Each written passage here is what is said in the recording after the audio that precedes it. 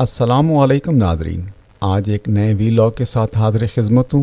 عمرو عیار کی مشہور کہانیوں میں سے ایک کہانی یہ بھی ہے جس میں اس نے بڑی چالاکی سے ایک ظالم حکمران کو قیمتی خزانے سے محروم کر دیا۔ عمرو کی ذہانت، وسائل کی مہارت، طاقتور دشمنوں کا مقابلہ کرنے کی اس کی قابلیت کی بہترین مثال ہے۔ آج کی کہانی عمرو عیار کی شاہی خزانہ چوری کرنے پر ہے۔ دور دراز کے ایک ملک میں ایک ظالم اور جابر بادشاہ تھا جس نے رعایا پر بڑی بے رحمی سے ٹیکس لگا کر اور غریبوں کی زمینوں پر قبضہ کر کے بہت دولت اکٹھی کی تھی۔ یہ بادشاہ دولت مند ہونے کے ساتھ ساتھ بے حد بے وقوف بھی تھا اور اس نے اپنے خزانے محل کے اندر ایک ناقابل تسخیر تجوری میں محفوظ کر رکھے تھے۔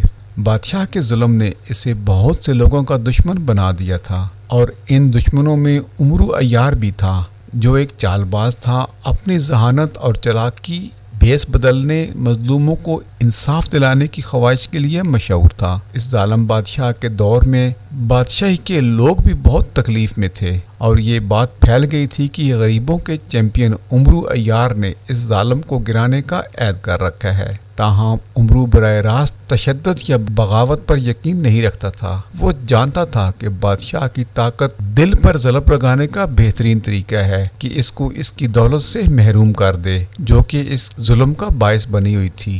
عمرو عیار نے خزانہ چوری کرنے کا منصوبہ بنایا۔ عمرو عیار نے بادشاہ کے محل کی ترتیب کا بغور مطالعہ کیا، محافظوں کی نقل و حرکت کا مشاہدہ کیا اور بادشاہ کے محل کے اندر موجود مختلف خفیہ راستوں کو سیکھا۔ بادشاہ کے خزانے کو سخت حفاظتی حصار میں بند کر رکھا تھا، لیکن عمرو جانتا تھا کہ صرف وحشیانہ طاقت رسائی حاصل کرنے کے لیے کافی نہیں ہوتی، اسے بھیس بدلنے، دھوکہ دینے، ہیرا پھیری کی اپنی مہارتوں پر بھروسہ کرنے کی بھی ضرورت ہے۔ اپنے منصوبے کو عملی جامہ پہنانے کے لیے عمرو نے ایک دولت مند غیر ملکی تاجر کے طور پر سامنے آنے کا فیصلہ کیا۔ اس نے سنا تھا کہ بادشاہ ہمیشہ دور دراز کے ممالک سے نایاب خزانے اور سامان حاصل کرنے کے لیے بے چین رہتا ہے، اس لیے وہ جانتا تھا کہ شاہی دربار میں داخل ہونے کا یہی اس کے لیے بہترین موقع ہوگا۔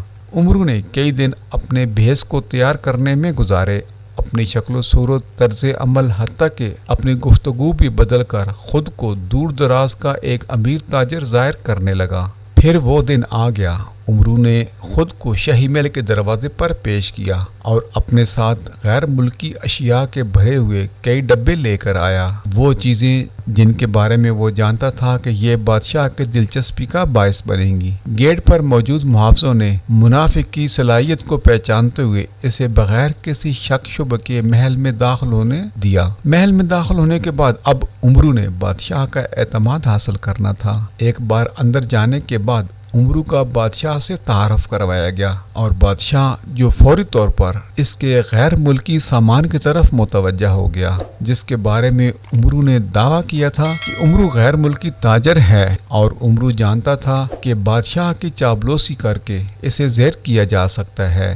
اس نے ملاقات میں اپنے ممالک سے لائے ہوئے قیمتی سامان کی تفصیل کی کہانیاں بھی سنائی۔ اس کی پرکشش گفتگو اور ذہانت سے بادشاہ کو یقین آ گیا کہ عمرو واقعی ہی ایک امیر سوداگر ہے، اور بادشاہ نے بےتابی سے اسے اپنا سامان چیک کرانے کا اصرار کیا۔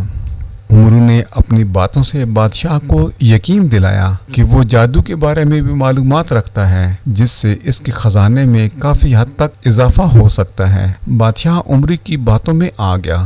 بادشاہ نے عمرو کے سامان سے چند چیزوں کا انتخاب کیا جو دیکھنے میں کافی قیمتی معلوم ہوتی تھیں لیکن حقیقت میں وہ بالکل عام سی تھی۔ جب بادشاہ نے وہ چیزیں دیکھی تو اس کی آنکھوں میں لالچ اتر آیا۔ اس نے اور چیزوں کے بارے میں بھی دریافت شروع کی تو عمرو نے بتایا کہ باقی سامان جو میرا جہاز کھڑا ہے اس میں موجود ہے۔ بادشاہ نے اپنے سپاہی بھیجے، انہوں نے سامان لا کر محل کے دروازوں پر رکھ دیا۔ باتوں باتوں میں عمرو نے بادشاہ کو بتایا کہ میرے پاس ایک پوشیدہ خزانے کا نقشہ بھی موجود ہے جو میں بادشاہ کو دینے کے لیے تیار ہوں۔ لالچی بادشاہ نے عمرو سے مطالبہ کیا کہ وہ اسے نقشہ اور خزانہ دکھاؤ، کیونکہ عمرو جانتا تھا کہ لالچی اس کا سب سے بڑا اتحادی ہے۔ उमरू ने मौके से फायदा उठाते हुए एक जादू का मुजाहरा किया। इसने दावा किया कि वो अपनी खास महारत का इस्तेमाल करके खजाने का मकाम जाहिर कर सकता है। बादशाह जो लालच में डूबा हुआ था, इसका ख्याल था कि उमरू बेशक एक गैर मामूली ताकतवर आदमी है, जिस पर उमरू ने कहा कि जो बादशाह का खजाना है, मैं उसके करीब खड़ा होकर कुछ अमल करूंगा जिससे वो खजाना जाहिर हो सकता है। इसके लिए एक मामूली सी रस्म अदा करनी होगी। बादशाह ने रस्म अदा करने की इजाजत दे दी। उमरू जो किसी भी हिकमत अमली का माहिर था, ने मशवरा दिया कि खजाने तक सिर्फ एक खास रास्ते के जरिए पहुंचा जा सकता है और इसके लिए बादशाह अपने महल में मुझे घूमने की इजाजत दे।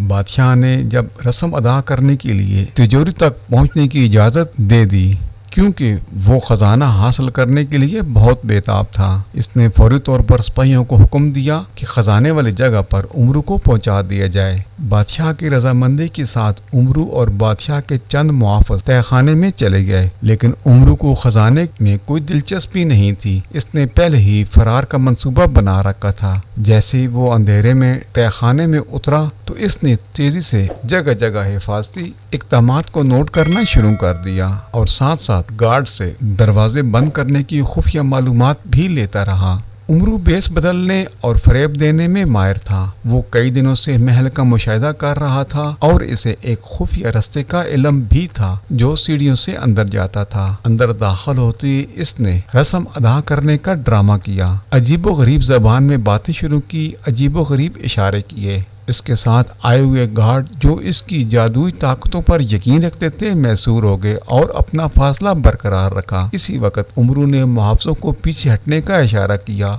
और इन्हें बताया कि खजाना अब जाहिर होने वाला है। जब वो मसरूर हो गए तो उमरू ने जल्दी से अपनी हरकत की। महल के बारे में अपना इल्म इस्तेमाल करते हुए वो मुहाफिजों से बचते बचाते हुए इन्हीं की उलझों में छोड़कर पिछले रास्ते से फरार हो गया। उमरू अय्यार कामयाब हो गया था। इसने बादशाह और उसके मुहाफिजों को मात दे दी। इसने कहाँ से रास्ता बताया था ये आज तक नहीं पता चल सका, और इससे भी अहम बात यह है कि इसने बादशाह की वसी दौलत ले ली थी और बादशाह के खजाने को खाली कर दिया था, क्योंकि उमरू जानता था कि लालची बादशाह को ताकत से नहीं बल्कि खजाना खाली करके मात दी जा सकती है, जो कि इसकी हुक्मरानी को मजीद कमजोर करने के लिए काफी होगी। यूं इस तरीके से उमरू अय्यार ने एक जालिम बादशाह को उसकी औकात दिखाकर फकीर बना दिया। जब लोगों को ये बात पता चली तो वो भी बादशाह की बेवकूफियों के तज़किरे करने लगे और यूं बादशाह ने अपनी बेवकूफ़ी से अपनी दौलत से हाथ धो बैठा।